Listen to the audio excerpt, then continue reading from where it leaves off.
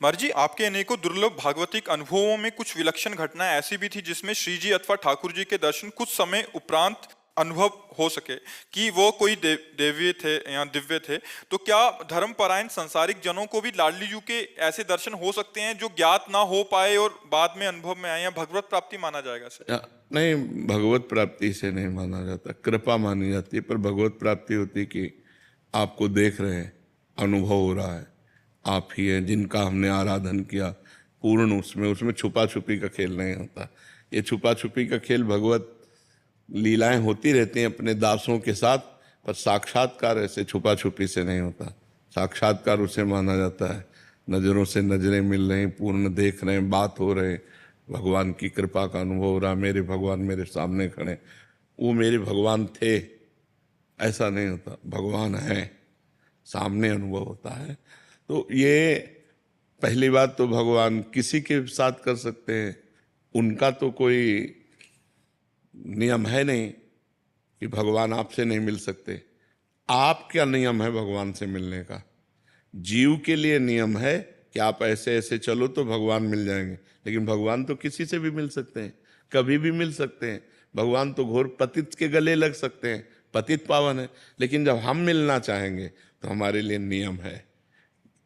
राष्ट्रपति किसी से मिल सकता है आके, लेकिन हम राष्ट्रपति से मिलना चाहेंगे तो कुछ शर्तें हैं कि आपकी योग्यता क्या है, आप क्यों मिलना चाहते हैं। जब तक वो परफेक्ट नहीं तो योग्यता होगी, तब तक वहाँ नहीं पहुँचाया जाएगा। तो ऐसे हम भगवान से मिलना चाहें तो फिर हमारे लिए योग्यता होनी चाहिए कि भजन, संयम, नियम, जो शास्त्र आज्ञा उसके अनुसार हम चल रहे, और व्याकुलता हृदय में भगवान के मिलन की चाह, तब भगवान मिल जाते हैं। और भगवान अपनी तरफ से मिलना चाहें तो कभी भी किसी से मिल सकते हैं। उनके लिए कोई नियम थोड़ी है कि आप इनसे क्यों मिल गए, ये तो भजनानंदी नहीं है, घोर पापी को भी गले लगा लें। तो इसीलिए भगवान के मिलन में विशेष प्रधानता साधना की नहीं है, कृपा की है। कि कृपा करके ठाकुर जी कभी भी किसी से खेल सकते हैं, किसी के भी साथ खेल सकते हैं। उनका खेल है, भगवान कृपा करें तो एक क्षण में दर्शन हो जाए। एक जो है गाय चरा रहा था, तो एक आदमी भीख मांगने का रोजगार किए था। तो जब गांव जाता तो गांव के पहले किसी सरोवर में वो कपड़ा बदलता अपने, और तिलक रचना करके बाबा जी बनता, और भेष बना के फिर भीख मांगने जाता। तो कई चरवाहे उसको देख रहे थे, तो उसने नाटक किया ऐसे, जैसे कोई प्राणायाम कर रहा हो, प्राणायाम। तो एक बहुत भोला भाला भगत वो नजदीक गया और कहने लगा, महाराज जी ऐसे करने से क्या होता है? तो उनका भगवान के दर्शन होते हैं। और वो तो नौटंकीबाज था, नाटक कर रहा था। अब वो चला गया, और वो सीधा साधा चरवाहा पहले सरोवर में स्नान किया, और जैसे वो रकील खींचते थे वैसे रकील तिलक की खींची, और बैठ के पूरी नाक बंद कर ली। वो तो ऐसे केवल रखे थे, पूरी नाक बंद कर ली। अब सेकंडों में प्राणों की व्याकुलता बढ़ती है, तो आधा मिनट हुआ होगा प्राण व्याकुल, तो अंदर ही अंदर प्रार्थना करता जा रहा है कि उनको दर्शन दे दिए ऐसे करने से, और हमको दर्शन नहीं दिए। भगवान इतनी जोर से पकड़े था कि उसके प्राण निकल जाते हो। तो सीधा आदमी, भगवान आके हटा दिए ऐसे। बोले, तुम जानते हो वो नाटक कर रहा था। बोले, हमारे गुरु को नाटकी कहते हो, अगर गुरु नाटकी होते इतनी जल्दी कैसे मिल जाते? तो श्रद्धा देखो ऐसी। तो आप कौन है? तो उनका, मैं भगवान हूँ। बोले, अब हम कैसे जाने कि आप भगवान हो, हमने तो कभी देखा नहीं। अब हम अपने गुरु जी को लिवा के लाएंगे, और वो कहें कि यही भगवान है तो हम मानेंगे। तो बोले, लिवा लाओ। बोले, ऐसे नहीं, तुम चले जाओगे। अपने गमछा से भगवान को पेड़ में बांधा और दौड़ते हुए गांव गया, और बोला, गुरु जी जैसे आप कर रहे थे वैसे हमने किया तो भगवान आ गए हैं, चलो केवल देख के तुम्हें बताना कि वही भगवान है कि नहीं। अब वो तो नाटक करता था, उसने कहा, हाँ वही है वही है। बोले, ऐसे नहीं, वहाँ चलो देख करके। अब उनको लाए, अब उसको तो दिखाई न दे, केवल गमछा पेड़ में लपटा दिखाई दे, भगवान तो दिखाई न दे। तो बोले, बच्चा हम तुमसे सही बताएं, तुम बहुत पवित्र हृदय के हो, हम पापी आदमी हैं, हमें भगवान कैसे मिल सकते हैं? हम वो भगवान के दर्शन नहीं, हम वो नाटक कर रहे थे तुम्हारे दिखाने के लिए। तो उन्होंने भगवान से कहा कि प्रभु, यदि मुझ जैसे गंवार को इनकी कृपा से मिल सकते हो तो प्रभु आप हैं।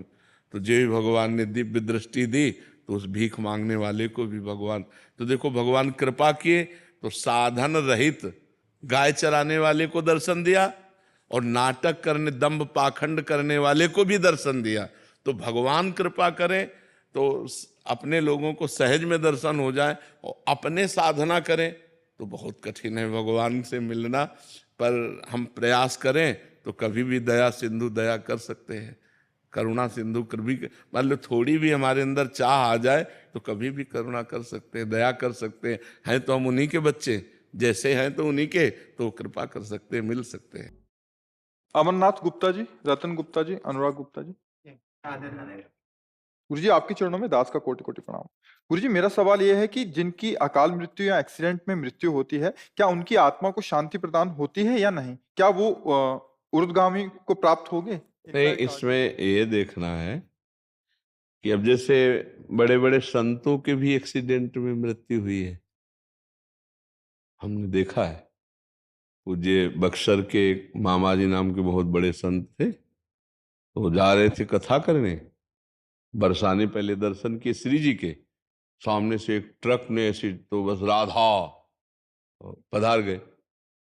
तो अब इनकी कोई आत्मा को अशांति थोड़ी है, तो भगवान के पार्षद है, भगवान में गए, समझ गए। अब जो पापाचरण कर रहा है तो शरीर छूटने के बाद उसको वैसी गति मिलेगी।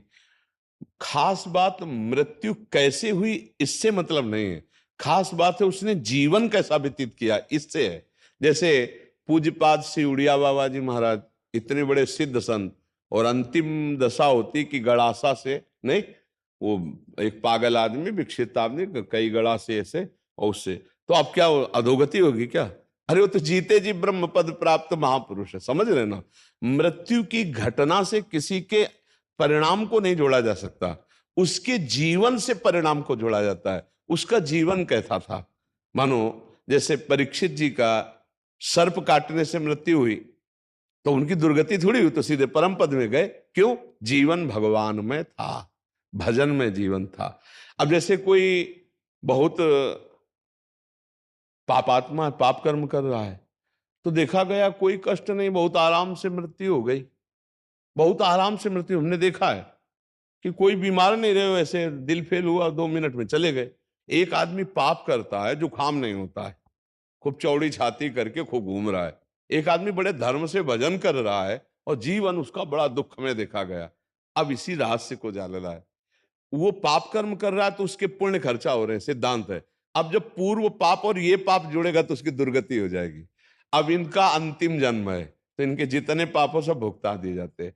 अंतिम परिणाम जाना जाता है जीवन की धारा से, तुम्हारी जीवन की धारा कैसी रही।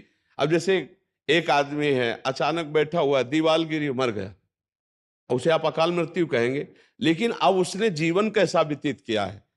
अगर जीवन भजन में व्यतीत किया तो भगवान को प्राप्त होगा, और जीवन गंदा व्यतीत किया है तो उसके गंदे आचरणों के कारण उसका जीवन का परिणाम। केवल मृत्यु की घटना से कोई उन्नति अवनति का विषय नहीं होता, उसके पूरे जीवन से तारतम्य जोड़ा जाता है। मृत्यु की घटना तो पहले से निश्चित हो चुकी होती है, हम जिसे अकाल मृत्यु कहते हैं वो भी निश्चित हो चुकी होती है। भाई जैसे हमारे पाप बहुत बढ़ गए तो भरी जवानी में हमारी मृत्यु होनी है, एक्सीडेंट से होनी है, कैसे होनी, वो पहले से निश्चित हो गया। पूरा काल व्यतीत होकर के बुढ़ापे में मृत्यु होती तो बाल, अब जवानी में मर गया तो उसे अकाल मृत्यु कहेंगे।